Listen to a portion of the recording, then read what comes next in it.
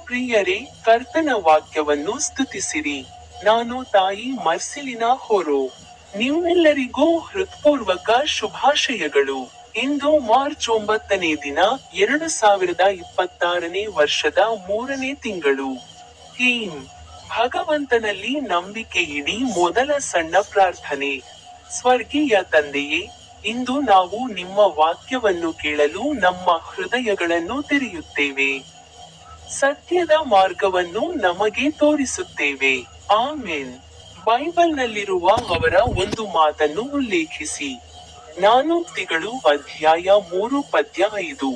ನಿಮ್ಮ ಪೂರ್ಣ ಹೃದಯದಿಂದ ಕರ್ತನಲ್ಲಿ ನಂಬಿಕೆ ಇಡಿ. ಅರ್ಥ: ಮನುಷ್ಯನು ತನ್ನ ಸ್ವಂತ ತಿಳುವಳಿಕೆಯಲ್ಲ, ದೇವರ ಮಾರ್ಗದರ್ಶನದಲ್ಲಿ ನಂಬಿಕೆ ಇಡಬೇಕು. ಅಂತಿಮ ಪ್ರಾರ್ಥನೆ: ಕರ್ತನೇ, ಪ್ರತಿಯೊಂದು ಪರಿಸ್ಥಿತಿಯಲ್ಲೂ ನಿನ್ನಲ್ಲಿ ನಂಬಿಕೆ ಇಡಲು ನಮಗೆ ಕಲಿಸು. ಆಮೆನ್.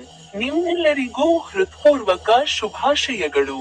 ನನ್ನ ಯೂಟ್ಯೂಬ್ ಚಾನೆಲ್ನಲ್ಲಿರುವ ಸ್ವೈಪ್ ಬಟನ್ ಅನ್ನು ಕ್ಲಿಕ್ ಮಾಡಲು ಮರೆಯಬೇಡಿ.